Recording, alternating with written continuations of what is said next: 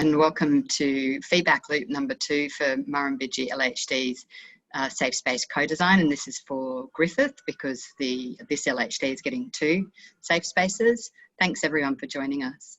I'm Carrie and I'm one of the facilitators with Roses. Hi, I'm Tina and I also do facilitation work for Roses. Thanks Tina. Just like to begin with some acknowledgements. And so we'd like to begin with an acknowledgement of the original occupants and traditional custodians of all the lands that we're meeting on. We know that in the virtual world that can often be in many places, but particularly to pay our respects to the Wurundjeri people. It's their country that this safe space will be established on, and to pay our respects also to their elders past, present and emerging leaders. Also to acknowledge and pay our respects to any Aboriginal and Torres Strait Islander people that are participating in this co-design process today. Thank you. Thanks, Tina.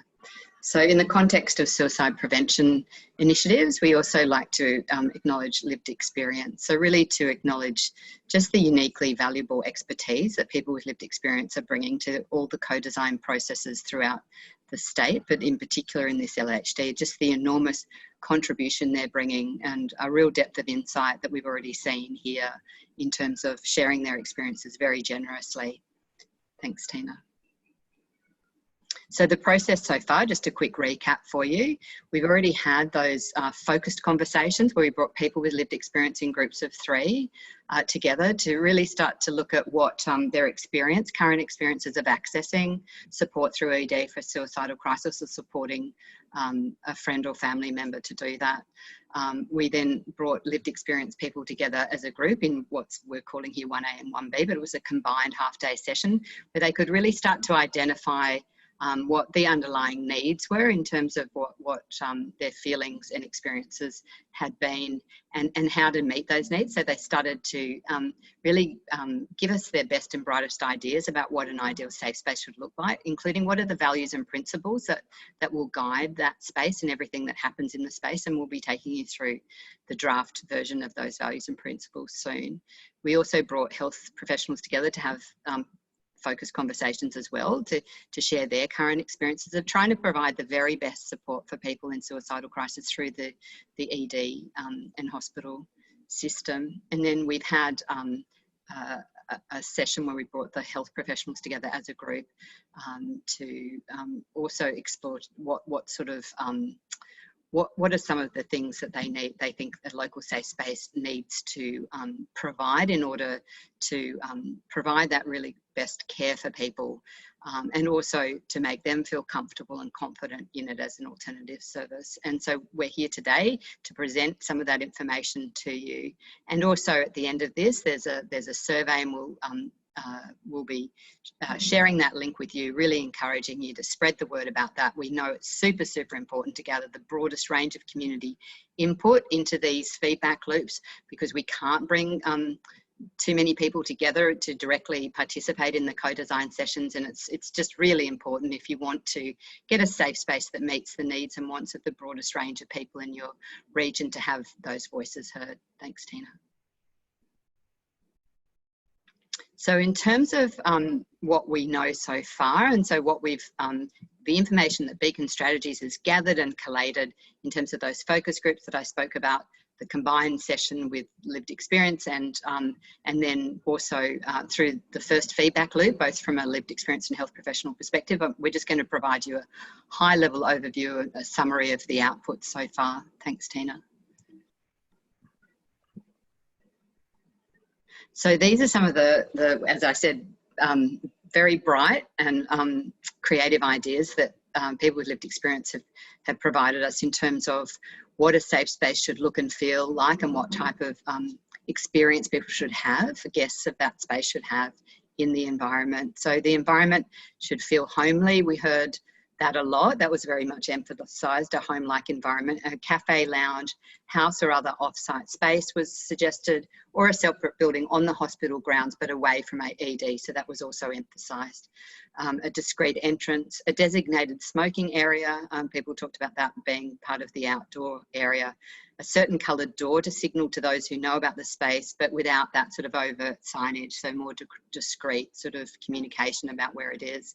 Art was talked about as an important thing, sensory items, comfy lounges, an outdoor area, as I said, perhaps a Zen garden, someone suggested, puzzles and colouring books. So people talked about people needing tools for distraction, and also something that really, as someone said, ignites all the senses. So touch, feel, smell, sight, taste and sound, so that the safe space accommodates and appreciates all those aspects of a person.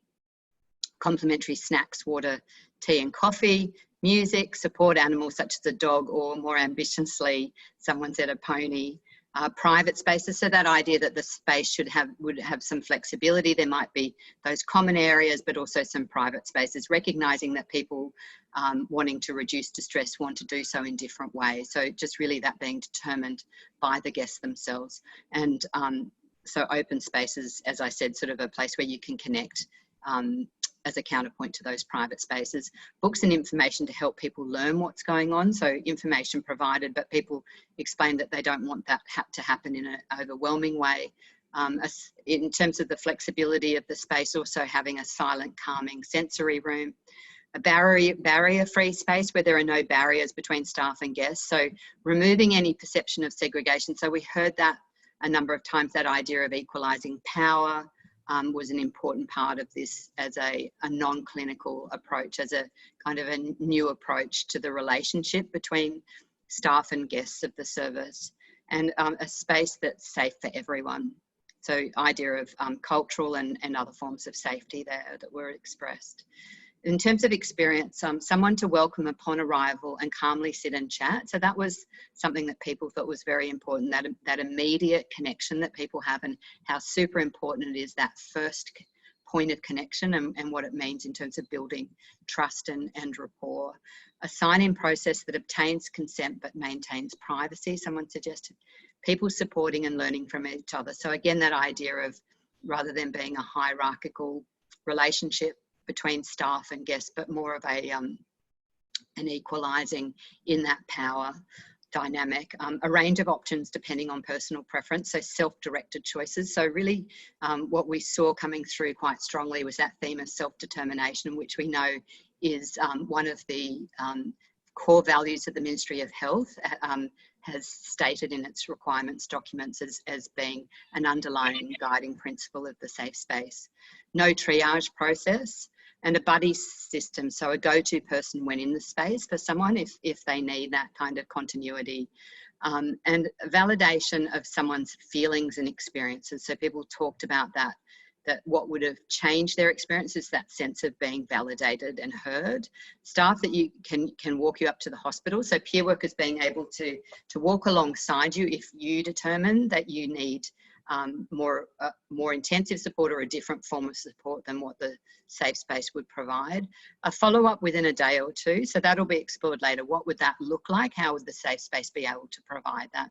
In terms of staffing, it was certainly clear that people were in alignment with the ministry requirements, that the safe space is staffed by peer workers with their own lived experience of suicidal crisis or attempt and recovery.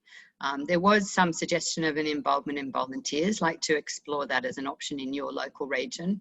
Also a recognition there needs to be a diversity of backgrounds of the peer workers, ethnicity, culture, gender and sexual orientation as well. And also staff awareness and understanding of cultural sensitivity. So that idea of the staff having cultural competency around that sort of diversity of people's lived experiences. And then some acknowledgement of the need for perhaps partnerships within the community. So that idea that this is a community-based service and that meaningful partnerships could be established between, for example, universities, care van, it was something that happens locally, and local high schools. And then in terms of access, opening hours as much as people needed it, particularly outside of business hours, but with a recognition there will be resource constraints around, even though ideally people have said that they would like to see it 24/7, and also assistance with transport if that was possible. Thanks, Tina. So in terms of the values, I think I said I was indicating them before.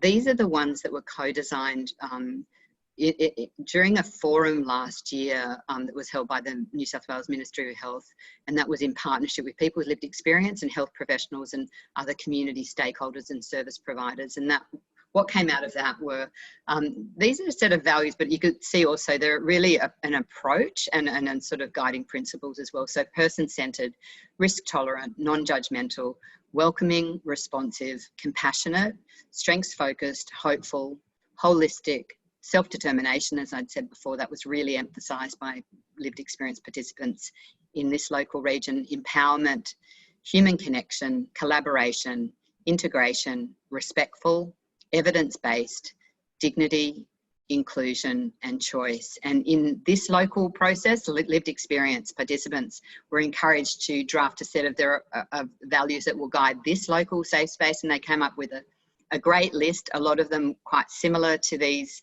ministry ones, but they were sort of funneled down into this group of accountability, privacy, respect, love, inclusivity and acceptance. Thanks, Tina. We were also got the lived experience participant to draft a set of guiding principles, and these are really kind of like the laws of the safe space, the things that guide the safe space, and everything that happens in it, regardless of what happens. These will hold for all possible worlds of even when situations get quite challenging for peer workers or for people trying to support people in the space. The first one is confidentiality at all times. This is a non-negotiable. Second is we are open and will welcome you at any time with empathy and respect. 3, we will listen without judgment and ask what you need. 4, everyone is important, diverse and included. 5, every person's story is valid and we recognise the diversity within that. 6, we are here to support, love and walk beside you. And 7, we offer a homely, safe, non-judgmental and non-clinical environment. Thanks, Tina. And here, just briefly, we'll take you through the responses from the lived experience feedback loop. So this is when people responded to the survey from the perspective of lived experience. And so when the respondents looked at the draft values and principles, so the co-design participants agreed with those, and other insights that were brought to that included discretion, support, communication and respect are critical. Homely, again, safe, non-judgmental and non-clinical area. Validation, understanding and a timely response. Educational information for carers is necessary. So those closest sometimes struggle to understand. So that's something that is quite common to co-design processes, to really that recognition and appreciation that people often are supported by a range of other people, and those people also need support themselves at times. Peer support workers of diverse backgrounds, so that's obviously in alignment with what we heard lived experience participants tell us. Specialist training for supporting people with other disorders, an example here is autism, and preteens and teens, so the recognition that there's going to be people that aren't there, that are there maybe for suicidal crisis, but this may intersect with other challenges. And then assistance with transport, a welcome chat upon arrival, activities, carer support, snacks, homely feel, music and private spaces are all important. So again, just underlining what has already come out of the co-design sessions, and an outdoor area is essential to create calm. Thanks, Tina. And here we've got some quotes from that feedback loop. And I'll just highlight a few, and I encourage you to either pause this webinar and have a look at them yourself, or they'll also be incorporated, I believe, in the survey. So someone said, I believe that if we could have the opportunity to offer this support service, it would offer many people the assistance that's missing in our community. And then someone saying, people need to have things explained to them in words they understand, time to consider their options and be offered options that don't re-traumatize them. The ED experience heightened my fears. Griffith needs this support service implemented as quickly as possible and for it to be staffed with caring peer support workers. And then another person really shared something quite personal here, that this has been a very important part of my healing journey. Each member of my group has been incredibly kind, engaged and committed to seeing a change in the current services available to the area. So that really speaks to just the meaning and value of a local co-design process and how it in itself is an important part of people's recovery. Thanks, Tina. And here are some responses from the health professional feedback loop. So we had 4 people respond there.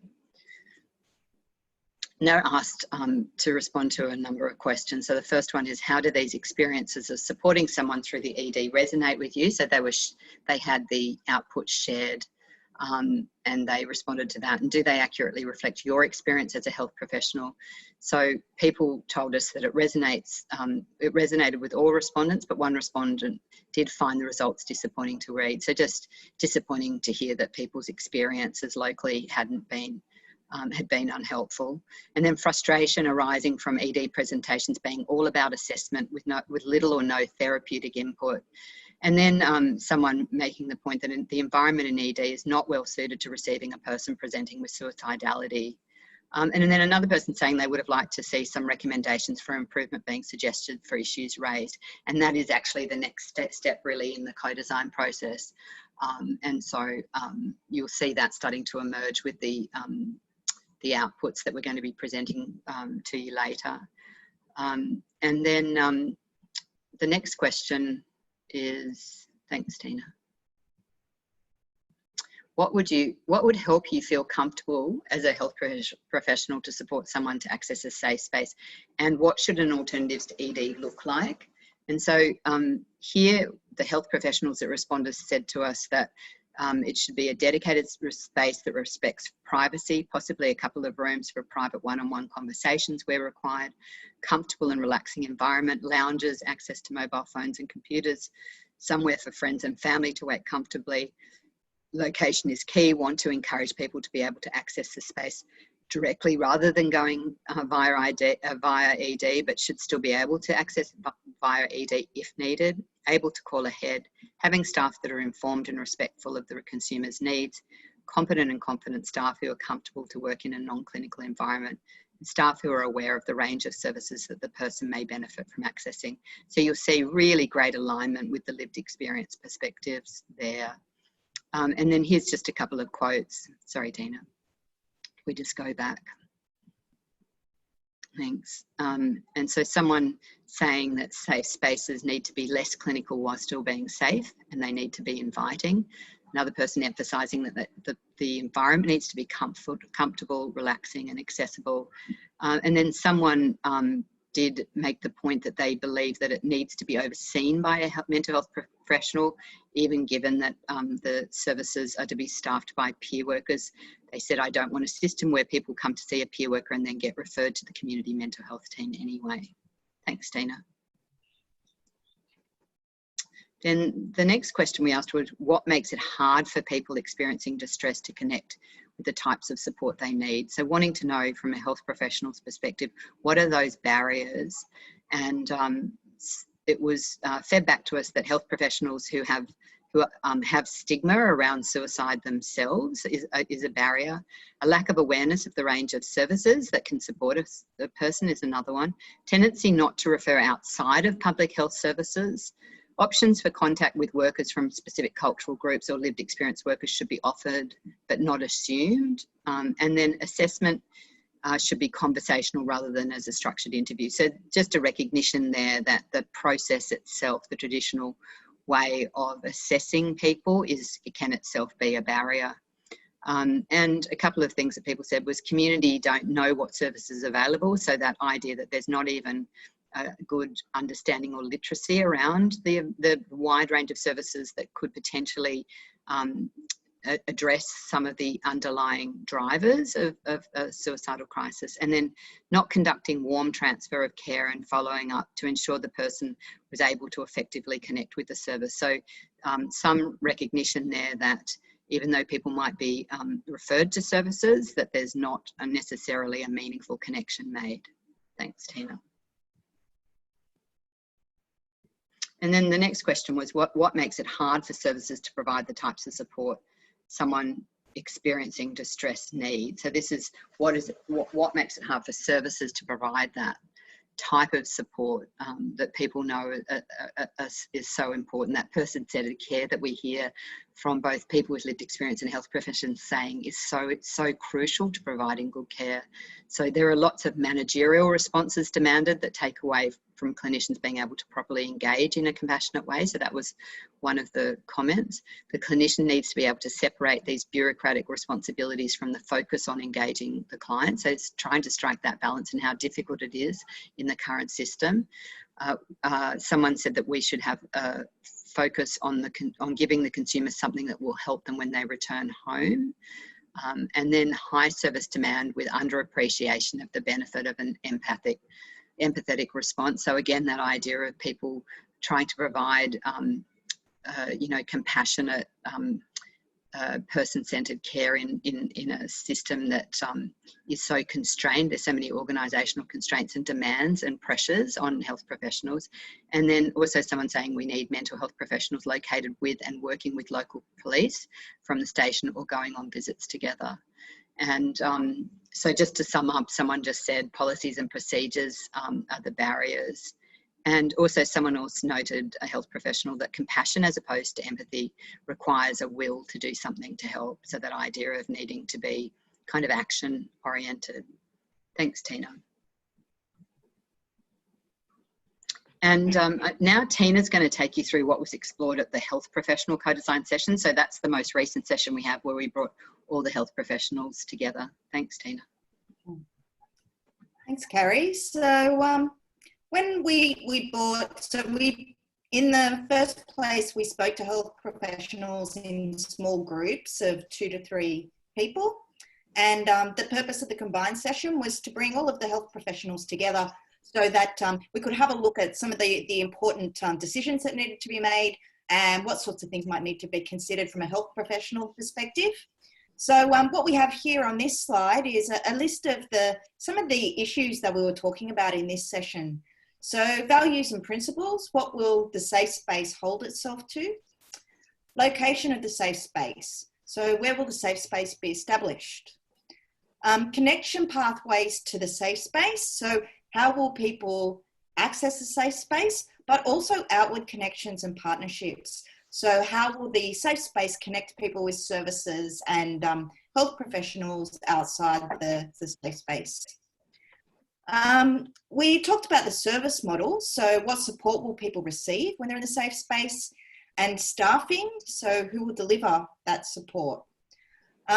We also spoke about the professional development and workforce development needs of the staff that will be working in the safe spaces and how that will be built up over time. We spoke about governance, which was about who would be involved in overseeing the operational aspects of the safe space. And we spoke about physical environment and accessibility. So what will it look like? What will it feel like? How will people access it? And the purpose of these conversations were to have a look at what the ministry requirements are for the safe space. So those requirements that have already been co-designed by the Ministry of Health. And to also look at what people with lived experience in the Griffith area are telling us about what they feel is needed in a safe space, and combining that as well, looking at how that matches up with or maybe the views of health professionals in the Griffith area. And so what you will see in the slides that we're going to be showing you in a moment is use of colour to sort of indicate to you where people are in agreement and where there might need to be some further conversation. So if you see text in green, that's going to indicate that the Ministry of Health guidelines and what we've been told by people who've lived experience in Griffith, and also what we've been told by health professionals in the Griffith area, is all in alignment. So everybody is on the same page and in agreement. If you see some sections typed up in orange, what that means is that either we need to have more conversation about that. So for instance, it could be something that is quite important for people with lived experience in the Griffith area, but it might not be something we've really spoken about yet with health professionals. So it's about getting more information, and sometimes it might actually be a point where there's a divergence between people with lived experience and health professionals. So we'll need to have conversations around that to sort of gain more on each perspective and see if we can come to some kind of agreement. Where you see red text, that is when people of lived experience or health professionals have said a thing in the safe space that actually can't be provided because of those Ministry of Health guidelines that have already been co-designed. So anything that falls outside those guidelines, we put it in red, and it's just an indication that, that unfortunately that's not something that we can include in the co-design process.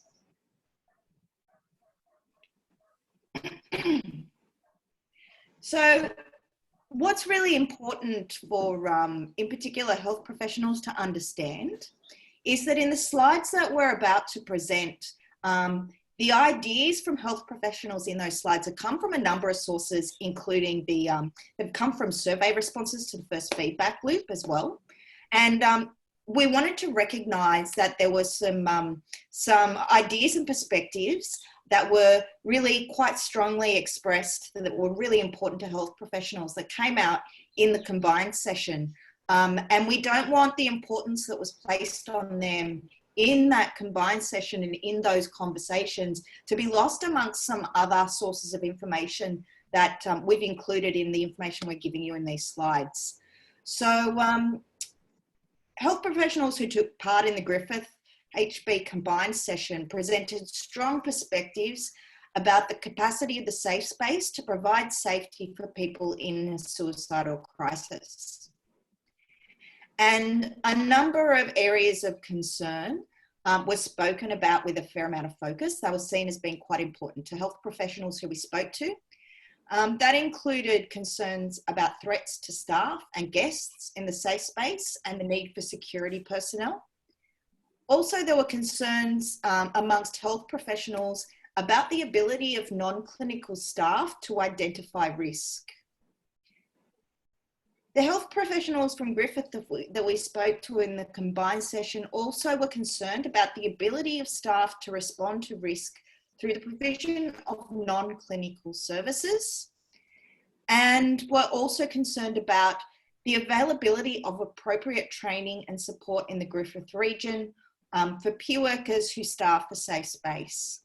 And so these perspectives that were really important to the health professionals who we spoke to, they will require further discussion, and we really encourage health professionals in the Griffith area to share their views using the survey link that's going to be provided at the end of this webinar, because it's important that we capture a wide breadth of views. And please don't feel that because you might feel that your views are presented in the slides that we're about to show you, we still need to hear from you. It would be really great if people could be generous in sharing their points of view on these matters.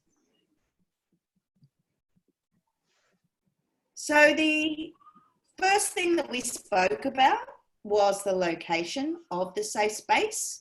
So you can see on the left here in the black text, there's the New South Wales Ministry of Health requirements that have already been co-designed. So they said that the safe space can be on or off hospital grounds, but that it should be within proximity of the emergency department, not requiring people to travel long distances. And Ministry of Health have said that it needs to represent a genuine alternative to accessing the hospital, and the scoping of potential sites can progress independently of this local co-design process.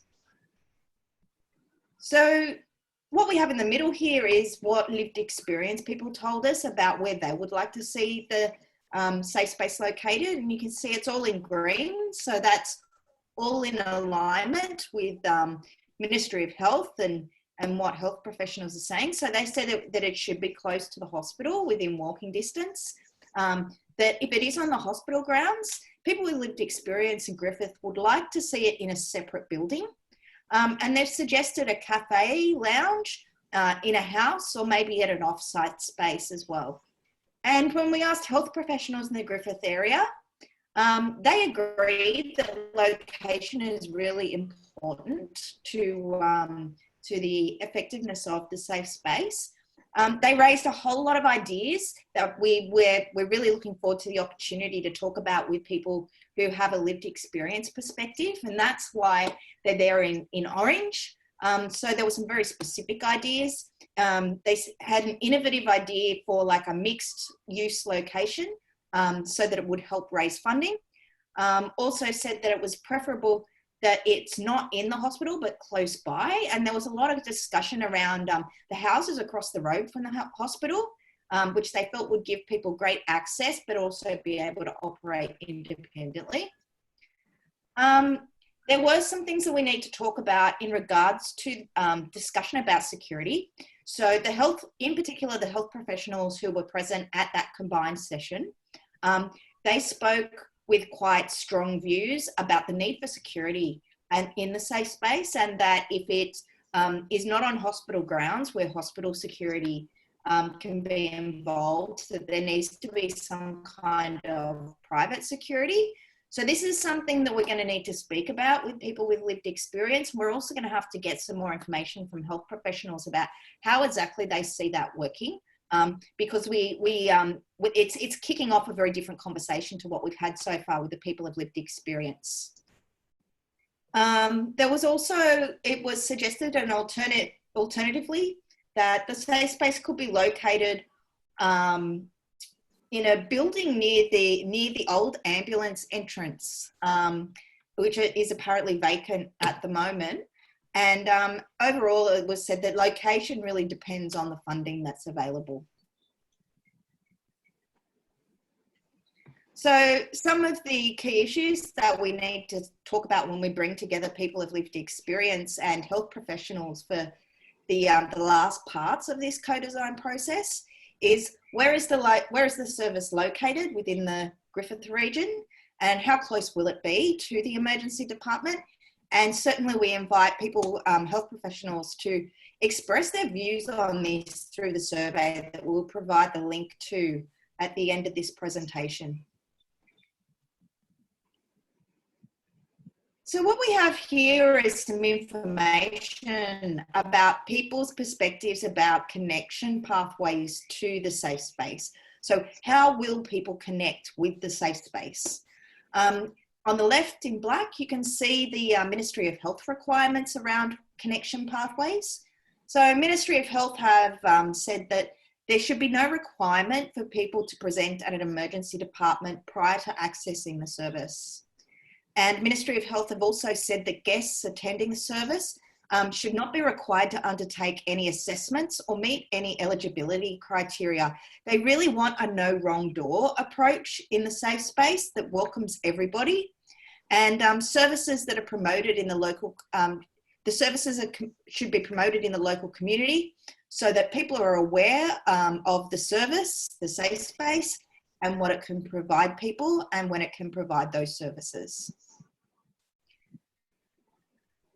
So when we spoke with people who have a lived experience of suicide about their perspectives on how people should access the safe space, we were told that people want to have a welcoming chat upon arrival.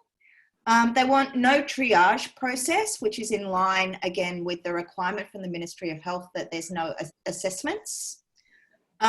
They would like to have a sign-in process that gains their consent and also maintains their privacy, and they'd like a timely response. So they would like to be able to enter the safe space and to immediately be able to get support and have conversations with people. A different idea that was raised by people with lived experience that we would like to speak more about, find out their ideas around this and also the ideas of health professionals, is the idea of providing assistance with transport, so that people who don't have transport are able to call a phone number or in some way access transport assistance. When we spoke with the health professionals about connection pathways, so in agreement with people of lived experience and the Ministry of Health guidelines in those green areas that you can see there, so the idea that people should be able to access the safe space directly rather than going through the emergency department, but they also want it to be able to be accessed through the emergency department if that's what people want. Health professionals like the idea of being able to call ahead, but we've got a couple of areas there that it will be good to have further conversations about. So the first is, it's in alignment, I guess, with those concerns I spoke to you about at the beginning of this section, and concerns about the ability of the safe space to identify people who are at risk. And so health professionals would like to see an assessment, but the different sources of information we got, in particular, some of the information we got through the last survey that we did, suggested more of a conversational assessment rather than a structured interview. So we'd need to talk more with health professionals and also people with lived experience to find out what that conversation would look like and how it can take place within those requirements that Ministry of Health have given us, that guests are not required to undertake an assessment. And the other thing that we'd like to speak to people who both lived experience and health professionals about a little bit more is this idea that was raised in the health professional conversations, that we need to make sure that people know the rules around the safe space. So it'd be good to find out exactly what is meant by that, what those rules might involve, how they might be communicated to people, and get some different perspectives on that.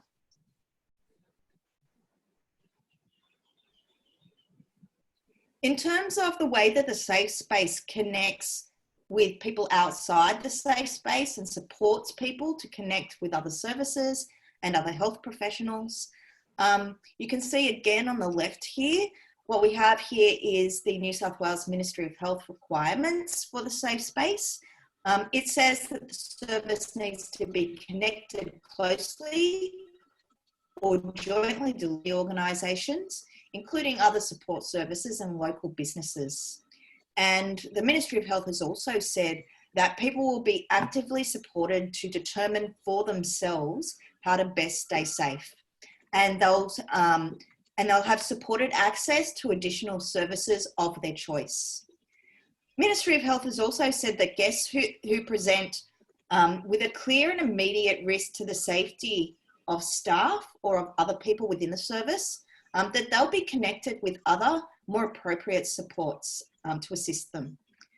And finally, the Ministry of Health have said that there will be clear protocols in place to support staff around how to make decisions about safety and access. So we spoke quite a bit about this with both people of lived experience in the Griffith area and the health professionals who are working in the Griffith area. People from lived experience have mentioned a number of things you can see there in green that are in alignment with what the New South Wales Ministry of Health have said the safe space should have in place. So people with lived experience want follow-up after somebody leaves the safe space. There was a lot of concern that when people leave after accessing help through the emergency department, they often feel quite unsupported. They would also like to see processes in place for when somebody might need other forms of support, which again is in alignment with that idea of helping people connect with other services. People with lived experience would also like to see a range of options presented to them, and depending on personal preference and self-directed choices, the person themselves should make that decision about what services will be accessed. People with lived experience spoke about forming partnerships with other organisations. We heard about those through the slides that Carrie shared with you a little bit earlier. So the idea of connecting with universities, with counsellors, school counsellors, care van, people in local high schools. There was also a lot of talk amongst lived experience people about the willingness of the community and organisations in the community to support the safe space. And so that's something we'd like to speak more about. That's something that's actually It's something that's fairly unique in the Griffith area, this idea of the community participating in the safe space and being involved in fundraising for the safe space. So we'd like to talk about that more with both the people who have lived experience and the health professionals. When we spoke with health professionals about those outward connections and partnerships, you can see there's a few points at the top there in green that are in complete alignment with what people who have lived experience would like, and also the Ministry of Health requirements. So health professionals told us that they would like the people who work in the safe space to have knowledge of the range of services the person may benefit from, and that they would like people to be connected with other non-health services, meeting a range of people's needs, and they would like to see a warm transfer of care if needs are not able to be met by the safe space. So there was definitely recognition. There have to be strong partnerships between the safe space and other services. You can see there are some points for discussion that we've got there in orange that came up during the health professional conversations. So there was a real mix of views and some different views that were presented in the feedback surveys that we received from health professionals. So some stated a desire to challenge existing assumptions and attitudes of the emergency department and community mental health around the concept of risk and safety. But I do want to acknowledge that that perspective was not one that was really explored so much in the combined session. That the combined session was, the health professionals were particularly concerned about the ability to recognise risk and whether the safe spaces would be able to do that. Also, health professionals told us that we should expect that people will be respectful of the space and appreciate its availability. But I also want to recognise that really strong concern around the need for security within the safe space, and that a lot of health professionals in Griffith are concerned that safety needs may not be met if we don't involve some kind of security process. There was uncertainty raised around people who would need more support than what peer workers offer in the safe space, and that if there was a need for the health professionals spoke about the potential of a need for escalation, and that ideally the safe space should be able to access clinical support or help people access clinical support without needing to go through the emergency department. There was conversation about transfer out of the safe space into the emergency department, and recognition that if people approached a safe space and then ended up going through an emergency department admission process, that could be quite traumatic for people. And also health professionals spoke about the need for a process to encourage people to move on after hours. So in particular, there was some concern that people may access the safe space, maybe needing shelter, maybe needing to get off the streets, and that there needs to be some kind of process to encourage people to move on when the safe space has reached its closing hours.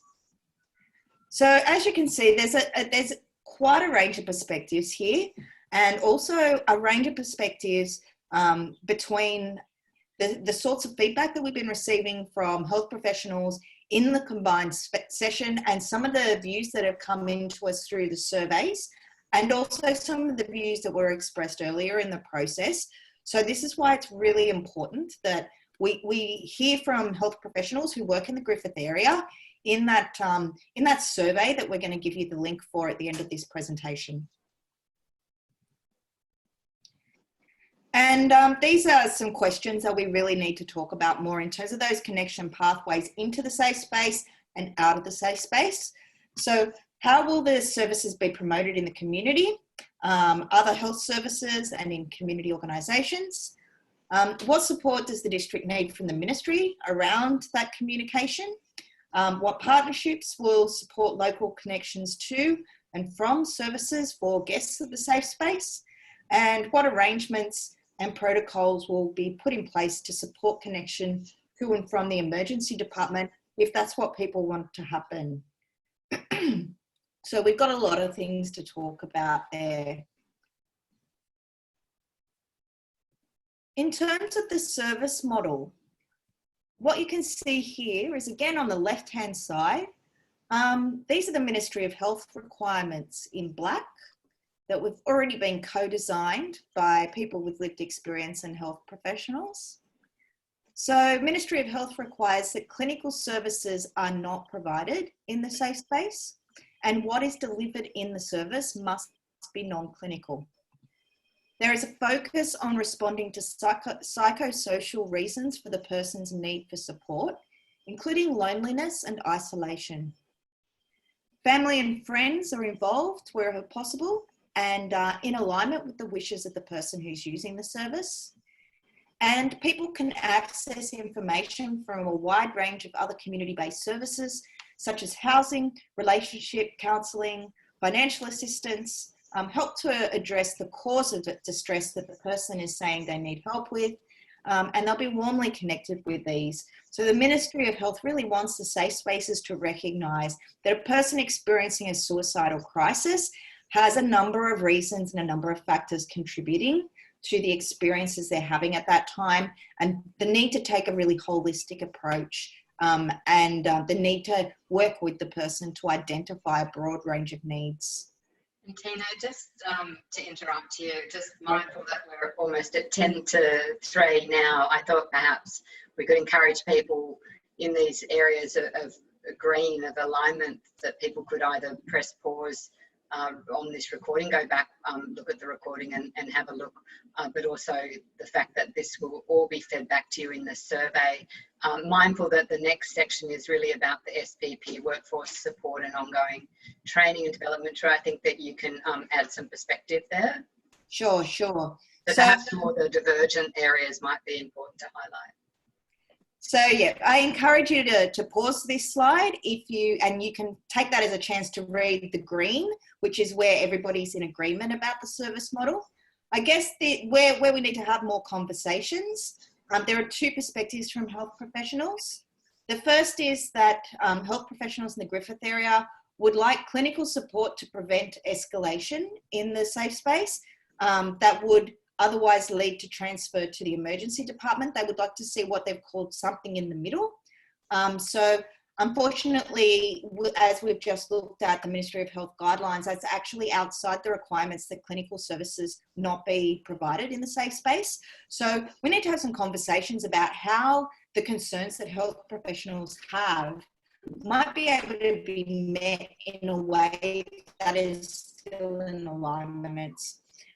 We also received a suggestion that MEX assessments be something that people can access through the safe spaces. So again, that's something we can have more conversations about, find out how people with lived experience feel about that, and see how that might be able to work, or how that can be achieved within the Ministry of Health requirements. So in particular, what we're interested in talking about as well and getting feedback on is how will guests, carers, family or friends be supported in a safe space? So in terms of staffing, Ministry of Health says that the services will be staffed by suicide prevention peer workers with lived experience of suicidal crisis. If you pause the slide, you can read over all of those green ideas that have been shared with us, which are all in alignment. But just to introduce you to some of the things that we do want to talk about with people in Griffith, the involvement of volunteers is something that lived experience people have raised, and we'd like to talk about what that might involve. Also, the importance of diversity of background. So it's not just enough for people to have a lived experience of suicide. In the Griffith area, people with lived experience really want to see peer workers with diverse backgrounds, diverse ethnicity, culture, gender, and sexual orientation. And that need for diversity is something that's been raised by health professionals as well, who mentioned the idea of having contact with workers from specific cultural groups. So a couple of things raised by health professionals that we would like to have more conversation about. there was considerable uncertainty around assumptions and or expectations of a clinical role within the staffing model. So there were some perspectives that said that there needs to be a clinical presence in these spaces. So that's something we're going to need to explore to see how those concerns that that health professionals see as only being able to be met by a clinician, how those needs can be met and also maintain compliance with those Ministry of Health guidelines. Also, we want to acknowledge that in the Griffith area, the service manager position will be filled by a clinician. So it'd be good to have some conversations around how a clinician will manage working in a non-clinical role like that. Also, in terms of workforce development and support, you can see, again, there's a real range of areas in which people with lived experience and health professionals are in complete agreement and also in complete agreement with the Ministry of Health requirements. So I'm just going to cover now some of the requirements that are there for you in orange. So the lived experience perspective in the safe space need to be trained was autism, but also caring for people who are teenagers. And this is something we need to talk about more. In the health professional conversations, there was some concern about implementing the suicide prevention peer workforce guidelines in Griffith. So in particular, concern around recruiting experienced peer workers in Griffith, sourcing appropriate training and support for peer workers in Griffith. And they also made the observation that it can be new for clinicians to be working with peer workers, that may be something that clinicians don't have a lot of experience in. So in terms of the services that are going to be provided, Ministry of Health they have funded the development of specific SP peer worker training. They're also going to fund for that training to be delivered to peer workers in various LHDs around the state. And they're also funding support, mentoring by more experienced peer workers.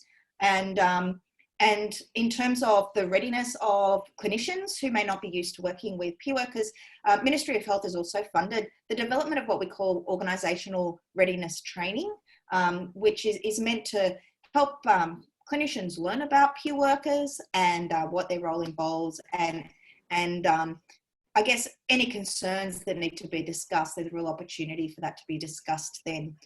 So Roses in the Ocean will be involved in providing these support services for SPP workers and for the organisations.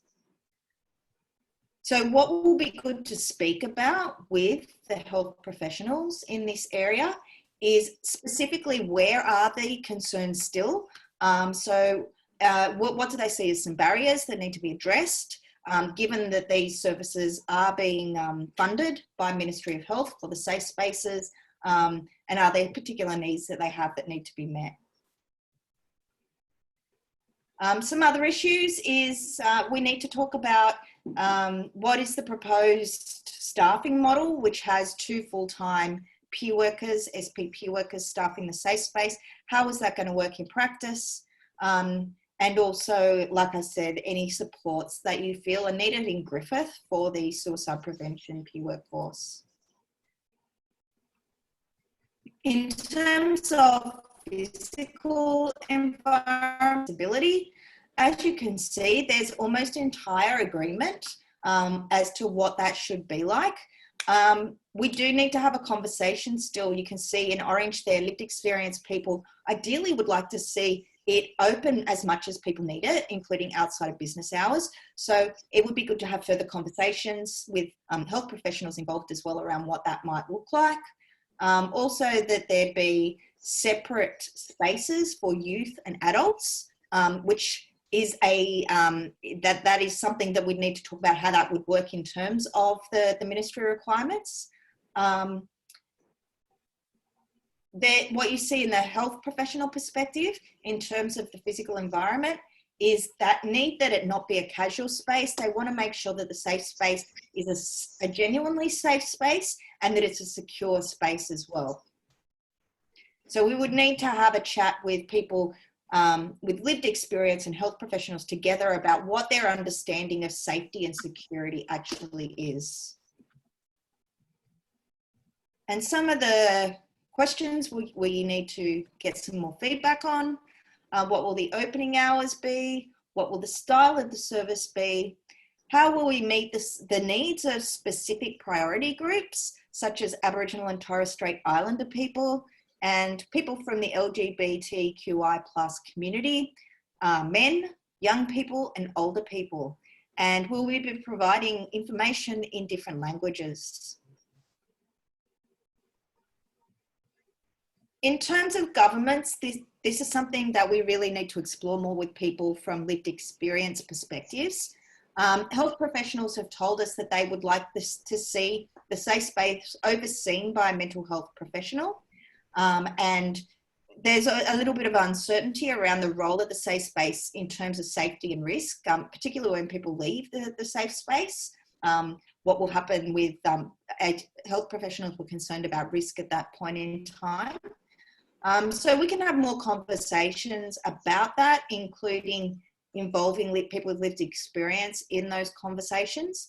But you can see that the other ideas that were raised by health professionals are in alignment with what the Ministry of Health requires. So we'd also like to have conversations around how will management of the service be reflected in clinical and operational governance structures of the district? What are the key risks involved in establishing the service? How will those risks be managed? What arrangements or protocols can be put in place to support referrals to and from the emergency department? How will people have the opportunity to provide feedback on the service, and how will data be collected and reported? Okay. So thanks, Tina. I just thought I'm sorry that we've almost run out of time, but there was just so much rich information we wanted to provide you, and really to make sure that we provided you with full context, so people can complete this survey, provide meaningful input, and also for us to ready your local region for the final session where we bring all the lived experience people and combined with the health professionals together to really start to firm up what the local safe space service model is going to be. Just wondering if anyone had any sort of quick questions. If no one has any burning questions, I'd recommend that you send any through that come to your mind later, just directly via email to Roses in the Ocean. Hopefully by providing your input in the survey, you can raise those questions or any issues. Otherwise, I know, thank you very much for people that have joined us live, and also people that are watching to this recording. So the link to both this webinar recording and the survey is on the Roses in the Ocean website on the landing page of your LHD. So the link is there, but if you just Google Roses, and you'll find the Murrumbidgee LHD Griffith Safe Space landing page. If people could please respond to the survey by Monday the 23rd of November, that all of those outputs will then be collated and brought to the final session, co-design session with health professionals and people with lived experience together on the 30th of November. There'll be a final feedback loop on the 7th, but what we really encourage you to do, as we said at the beginning of this webinar, is to spread the word far and wide. We really do need to hear from as broad a range of people as possible. It's important to get a broad range of health professional voices in these processes, because so few people can participate directly in the co-design session. So please spread to your formal and informal networks. We really do want to hear from people, and so you end up with a service model produced through this local co-design process that's going to meet the broadest range of needs and wants of your local community. So thank you very much, and we'll see you soon.